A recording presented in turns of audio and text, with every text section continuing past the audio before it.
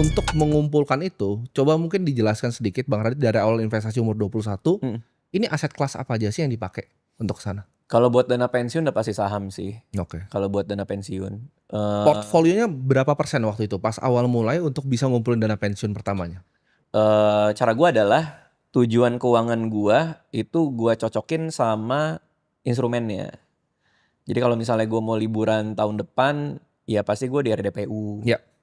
Kalau misalnya gua mau ganti mobil, ya mungkin gua obligasi atau reksadana pendapatan tetap.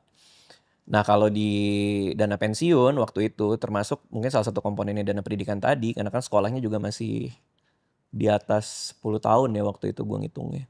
Itu masuknya memang di aset kelasnya di saham. Berapa persen Bang di saham waktu itu? Untuk dana pensiun 100%. 100%. Oh jadi Bang Radit tuh pos-posin aja dana pensiun 100% saham, mau ganti mobil misalnya pakai yang pendapatan tetap dan money market tuh pakai buat yang short term gitu ya. Iya, artinya makanya gua nggak bikin komposisi aset gue segini, makanya obligasi harus berapa persen apa segala macam. Gue nggak bikin komposisi itu. Gue sesuai dengan tujuannya.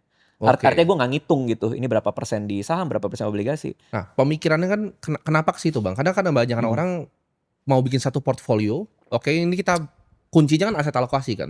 Ini aset alokasi yang sesuai dengan preferensi resiko, misalnya mau balance, mau lebih kita tilt ke saham. Kenapa harus dipos-posin ibaratnya mental accounting begitu Bang? Kenapa nggak satu pot? Iya, itu kan karena Vanguard juga punya tuh. Ya, Dia punya. ETF Yes. yang mendekati pensiun dia makin banyak Makin ke gede obligasi bonusnya, kan. iya. Ke obligasi. Iya bener. Gua Target dated funds apa namanya? Target dated fund. Target dated funds. Kenapa kayak gitu? Karena pertama gue diajarinnya dari awal kayak gitu. Gue belajarnya juga kayak gitu. Dan buat gua itu menjadi masuk akal karena uang itu gua kaitkan sama tujuan investasinya. Oke.